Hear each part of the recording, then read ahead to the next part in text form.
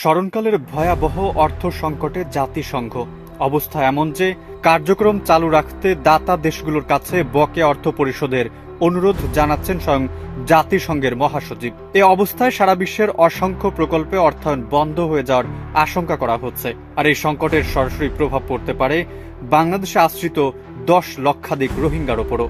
রোহিঙ্গাদের জীবন রক্ষাকারী খাদ্য ও ত্রাণ সহায়তা কমে আসার আশঙ্কা করছেন বিশ্লেষকরা। এতে ক্যাম্পে বাড়তে পারে অস্থিরতা।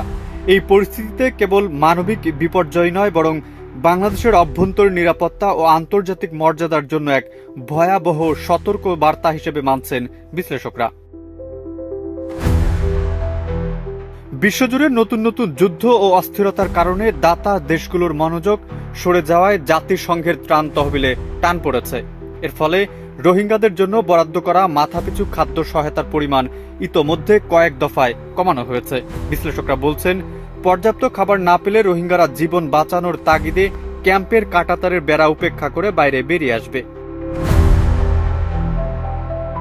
বিশ্লেষকদের আশঙ্কা, রোহিঙ্গা ক্যাম্পে সাহায্য না পৌঁছালে অভাবের তাড়নায় রোহিঙ্গারা ছড়িয়ে পড়তে পারে দেশের আনাচে কানাচে।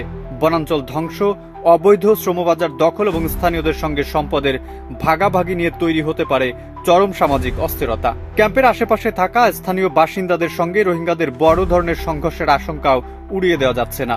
এ অবস্থায় পরিস্থিতি নিয়ন্ত্রণে রাখতে বাংলাদেশকে খরচ করতে হবে শত শত কোটি টাকা। গরিব দেশের এমন বোঝা বইবার সক্ষমতা নিয়েও প্রশ্ন রয়েছে বিশ্লেষকদের। সবচেয়ে উদ্বেগের বিষয় হলো, এই সুযোগ কাজে লাগিয়ে সক্রিয় হয়ে উঠতে পারে মানব পাচারকারী চক্র ও অপরাধী গোষ্ঠীগুলো। জালিয়াতির মাধ্যমে বাংলাদেশের পাসপোর্ট তৈরি করে রোহিঙ্গারা পাড়ি জমাতে পারে বিশ্বের বিভিন্ন দেশে। বিদেশের মাটিতে কোনো অপরাধ বা সংঘাতে লিপ্ত হলে সেখানে নাম জড়াবে বাংলাদেশের। পাসপোর্ট যেহেতু বাংলাদেশের, তাই বহির্বিশ্বে দেশের সুনাম চরমভাবে ক্ষুণ্ণ হবে এবং আন্তর্জাতিক মহলে বাংলাদেশ একটি বিতর্কিত অবস্থানে পড়তে পারে।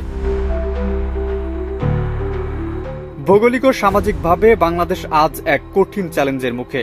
ত্রাণ সহায়তা কমে যাওয়া মানেই হলো বিশৃঙ্খলাকে উস্কে দেওয়া।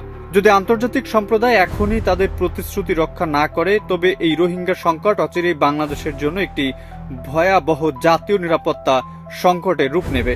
বিশৃঙ্খল হয়ে উঠতে পারে পুরো দেশ, যা সামলানো হবে দুরূহ।